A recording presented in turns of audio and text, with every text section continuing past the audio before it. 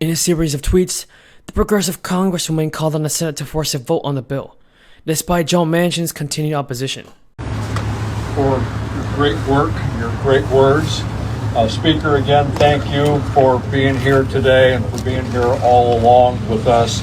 And thank you to all of you.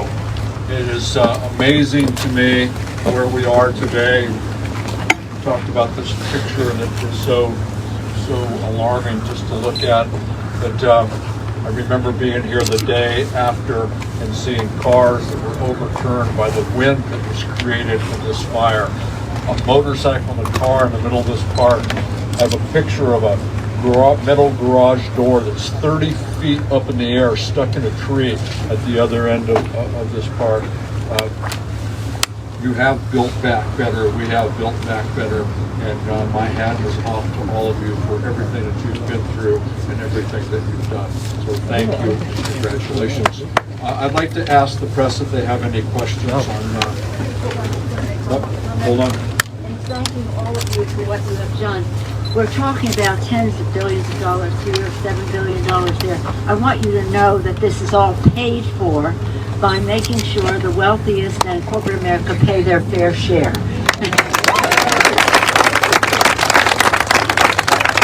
You hear those numbers and you wonder, no, it's paid for. And I also want to say, in everything that we do, and this is nothing like this, as I was just saying that when we came, well, not just that day, but on other occasions, just to see how things were. It looked like a nuclear attack. It really was such total devastation. It was hard to comprehend.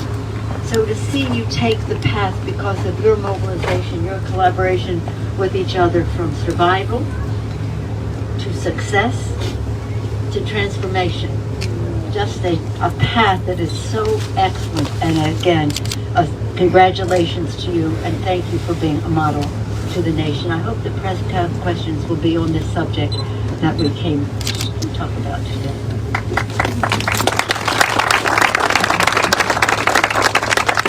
When I hear those numbers, Madam Speaker, I think about something that President Clinton said.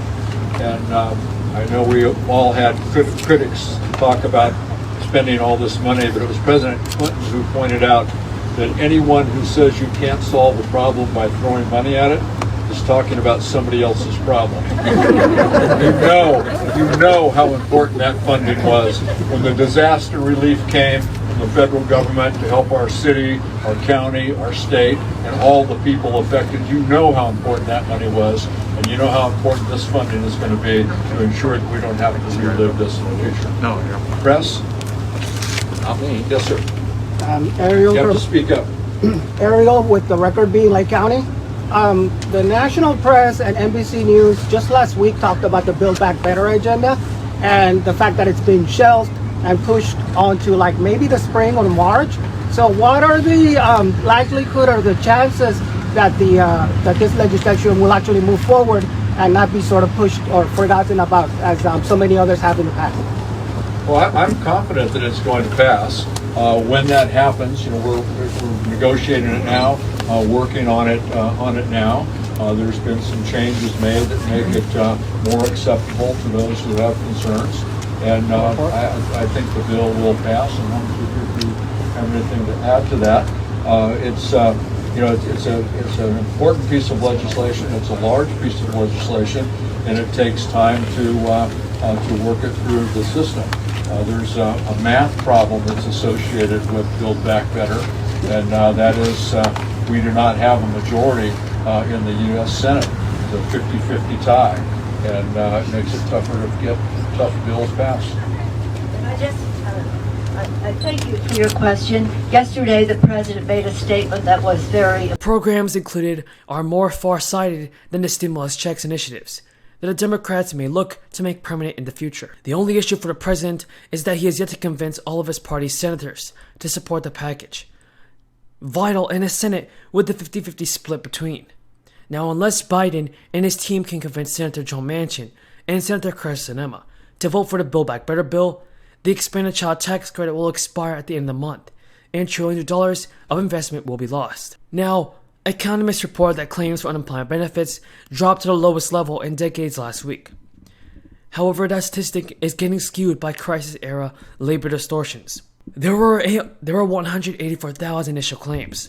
That's 43,000 fewer than a week prior, and the lowest level since September 6, 1969. The report tops another I-proper just 2 weeks earlier, when claims also fell to a 5-decade low. However, the Labor Department expected a bigger post-Thanksgiving jump in benefit applications, and more underscores the historically low level of unemployment claims shouldn't necessarily be taken at face value. According to CNBC, the labor market has been steadily improving. Weekly initial claims for unemployment benefits are about the same as their pre-crisis level in December 2019. Initial claims for unemployment benefits at the same time last year were more than 3 times their current level. The U.S. unemployment rate dropped 4.2% in November, and that's the lowest since February of 2020. And employers are also reluctant to lay off workers, amid a near-high record level of job openings. Ocasio-Cortez went on to say that President Biden promised House progressives that he was putting his credibility on the line to deliver a vote on the Build Back Better bill as long as members of the Congressional Budget Progressive Caucus voted for a separate bipartisan infrastructure bill. Now, progressives ultimately voted to pass the infrastructure bill in early November, though Ocasio-Cortez was one of 6 Democratic lawmakers who voted against it, signing a desire to vote on both bills at the same time. Thank you for your support, everybody. If you have any more questions about the fourth stimulus check, leave them in the comments below. Until next time, have a great day. Jobs Act. This is major legislation that provides $1.2 trillion worth of funding and will create 2 million jobs a year. And that's over a 10-year period. This is important to California for certain. There's going to be about $25 billion for highways, $4 billion for bridges, $10 billion for transit, $100 million for broadband expansion, and $385 million to expand electric vehicle charging stations. That's just for California.